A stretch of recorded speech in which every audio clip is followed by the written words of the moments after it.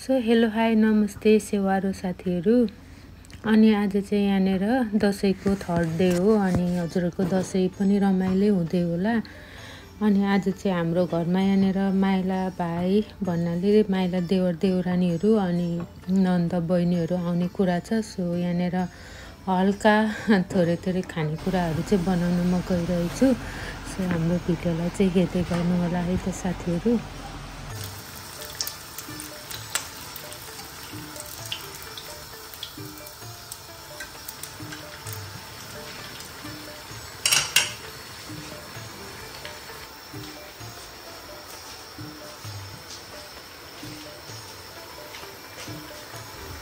ल है साथीहरू, आज चाहिँ म दसैँको तेस्रो दिन हाम्रो चाहिँ यहाँ भाइ बहिनीहरू आउनुहुन्छ अरे। सो थोरै रोटी पकाउँदैछु। आज चाहिँ मेरो रोटी यस्तो हुँदैछ, मैले पकाएको रोटी है त साथीहरू। किप वाचिङ हेर्दै गर्नु होला।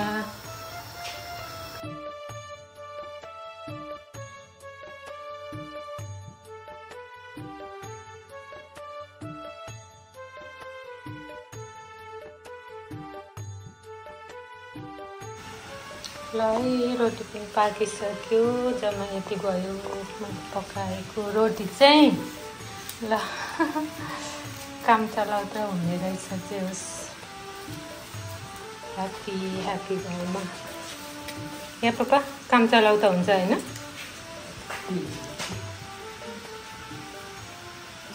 अचार छ मोमोको लागि।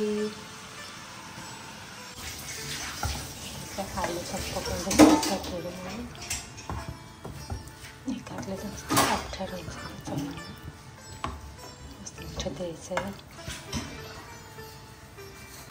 ल साथीहरू, अहिले चाहिँ यतापट्टि पोर्क पाक्दैछ, यता चिकन अनि यता यो चना चाहिँ पाकिसक्यो साथीहरू।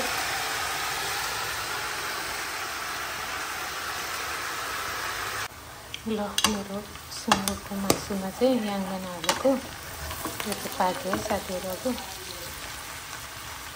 कुखुराको मासु उतापट्टि पाक्दैछ। नि मासु पाइसक्यो मेरो चाहिँ।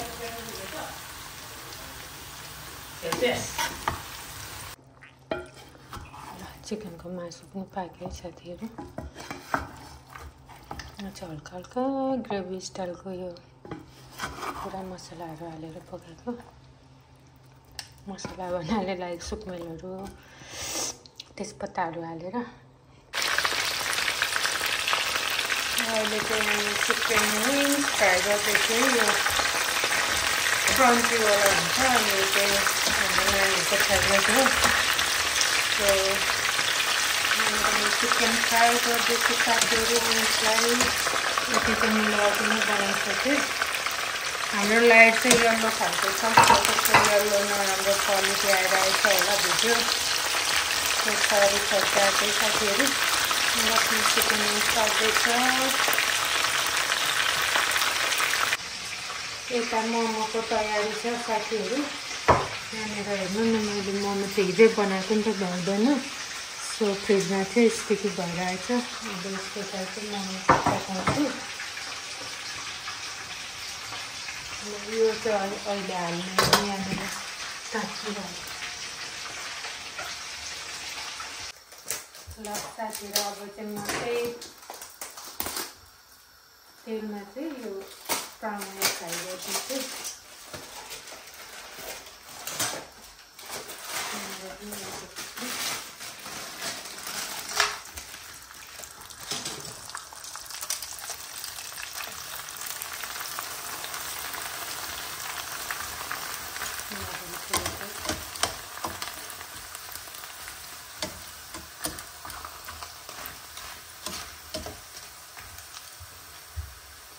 म सबै यहाँको डिसमा निकाल्छु म।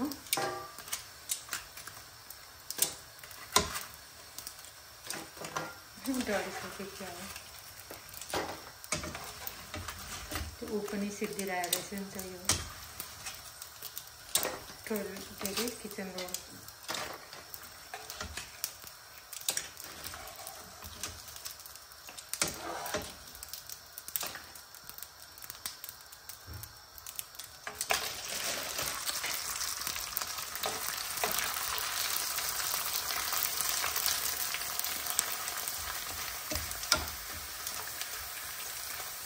ल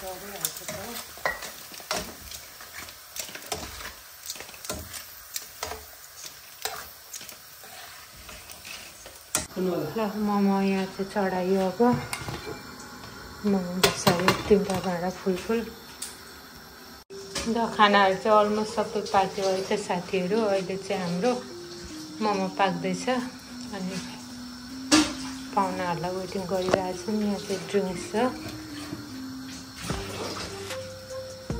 के छ म तपाईँहरूलाई नजिकबाट देखाउँछु है त साथीहरू यो चिकन फ्राई भयो यो सोयाबिनको छैला यो काँक्रा र आलुको अचार यो चना यो चटनी अचार मोमोको लागि यो आलुदम यो कुखुराको मासु यो सुँगुरको मासु याङ्गन हालेको यता सेलरोटी यो ब्राउन चिप्स यो सलाद है त साथीहरू अनि फोर्ट वाइन कोक ड्रिङ्क्सहरू जुस छ मोमो चाहिँ पाक्दैछ ल साथीहरू हामीले चाहिँ खाना सबै पाकेर रेडी भयो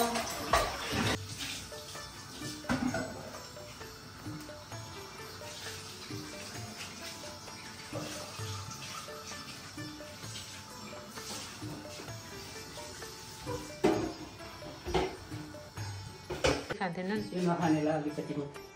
नफाल्नु है नफाल्नु भनेको पहिला त्यति नै दिनु अहिले थप्छन् बुढी पनि खाँदैन खान्छ यसको त भिटामिन या प्रोटिन आउँछ कुन कम्पनीको छ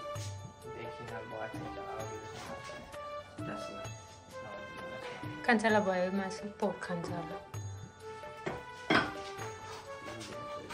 पापा पो पस्किने आफै बफेट भनेको त झन् खाँदैन जाऊ खान्छु ओके छ त्यसो त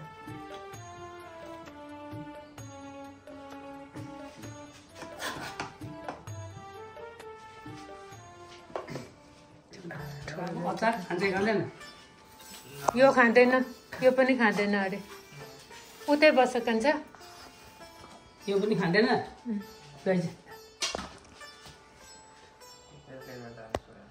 च्याप्ने छ त त्यहाँ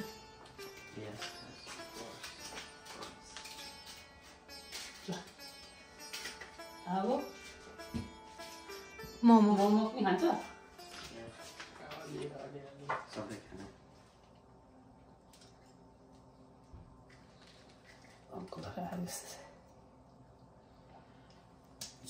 Extra yeah.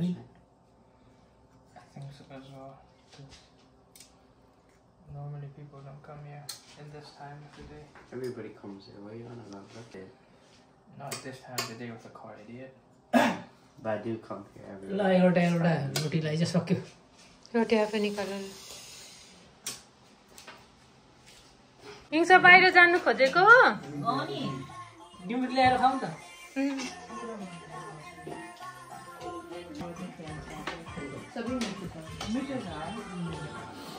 भन्नै पर्यो अब होइन हिंस गुटुङटुङ कुद्ने भइहालेछ नि अहिले त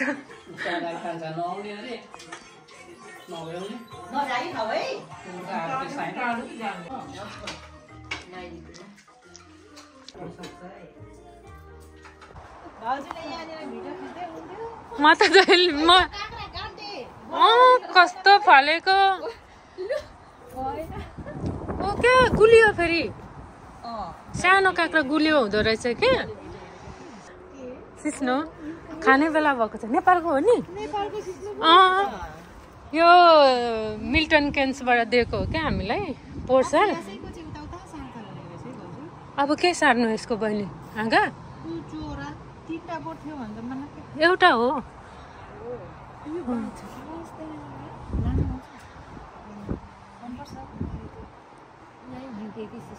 दबाईको लागि होला नि त अहिलेसम्म पुरा गर्छन् दुधमा बिलाएर खुवाएको अरे अनि त्यही भएर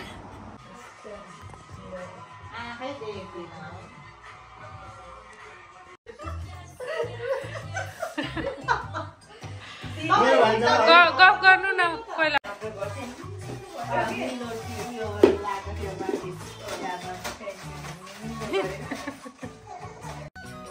आज चाहिँ मैले डिनरको लागि बिरयानी बनाएको है त्यो साथीहरू म त नखाने खाऊँ न पाहुनाहरू वाइन नखाने हामी मात्रै बच्चेस भाइ पर बसिराख्नु भएको छ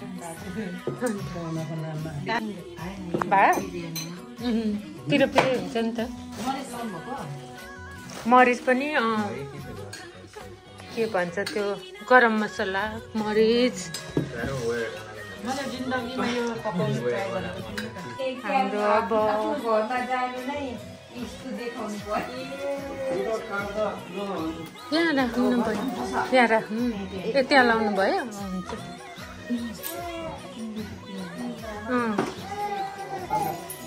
ए निन्द्रामा उठी गएछ अब जाने बेला भयो भाइ बहिनीको के गरेछ आज त के भयो भयो होइन लुगा त हिरो भएर आएको नि भान्जा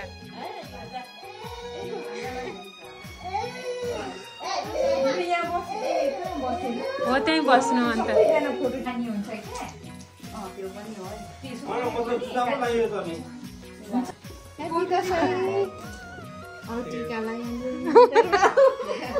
आज त त्यस्तै भयो क्या बस्नु न ल त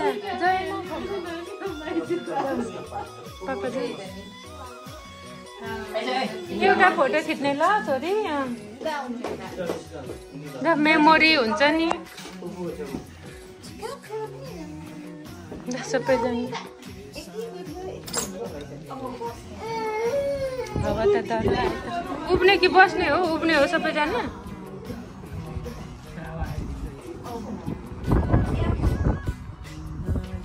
बाहिर जानुपर्छ अनि बस्नु नि एउटा एकछिन कता गयो